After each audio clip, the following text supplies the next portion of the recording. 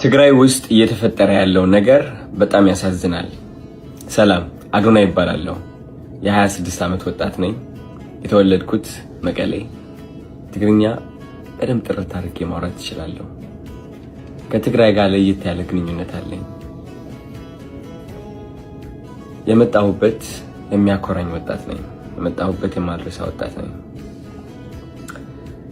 ባይገርማችሁ ይህ ዓመት እየጠበቅኩት የነበረው አንድ ትልቅ ነገር አለ።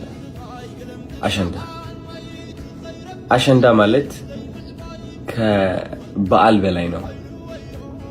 አሸንዳ ማለት ብዙ የትግራይ ተወላጆች አብረው ሴሌብሬት የሚያደርጉት ትልቅ የህፃንነት ትውስታችን ነው። አሸንዳ በጣም እየጠበቅኩት ነበር። እስካሁንም ነገሮች ሰላም ይሆናሉ ብዬ ጠብቄም ነበር።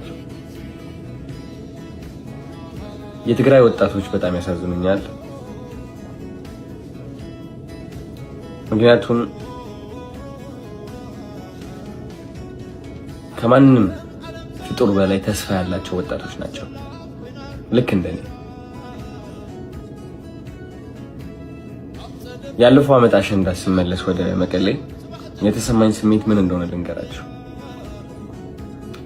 አብዛኛው ወጣት ምን ያህል እየሞከረ እንዳለ፣ ምን ያህል በእግዚአብሔር እየተማመነ እንዳለ ነው ያስተዋልኩት። ምን ያህል ተስፋ እንዳለው። የእነዚህ ወጣቶች ተስፋ ግን ባጭሩ እየተቋጨ ይገኛል። ብዙዎቻችሁ ሰምታችሁ ይሆናል አሁን እየተፈጠረ ያለው ነገር ትግራይ ውስጥ። በጣም አዝኛለሁ። አሸንዳ አንድ ወር ቀርቶት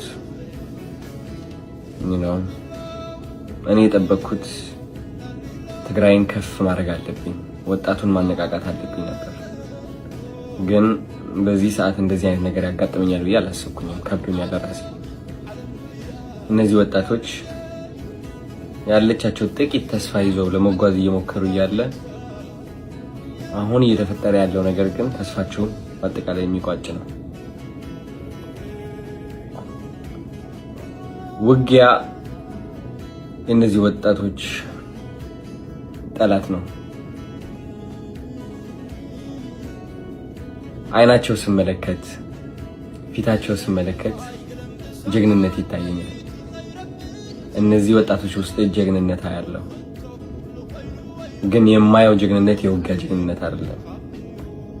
የማየው ጀግንነት የተስፋ ጀግንነት ነው።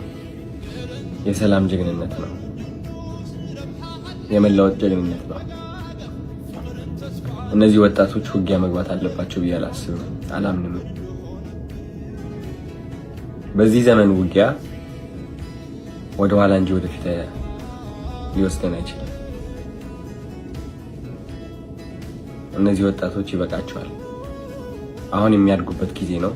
አሁን የሚለወጡበት ጊዜ ነው። እኔም እነሱን ለማስተማር ወጣቶቹን ለማነቃቃት ራሴን በጣም ሳዘጋጅ ነበረ። በተቻለኝ አቅም እንዴት አድርጌ እነዚህ ወጣቶችን ተስፋቸው ላስቀጥለው፣ እንዴት በራስ መተማመናቸው እንደገና እንዲመልሱ ላግዛቸው፣ እንዴት ቀና ብለው እንዲሄዱ ላግዛቸው፣ እንዴት ውስጣቸው ላይ ያለው ፍርሃት ለመቅረፍ ልሞክር።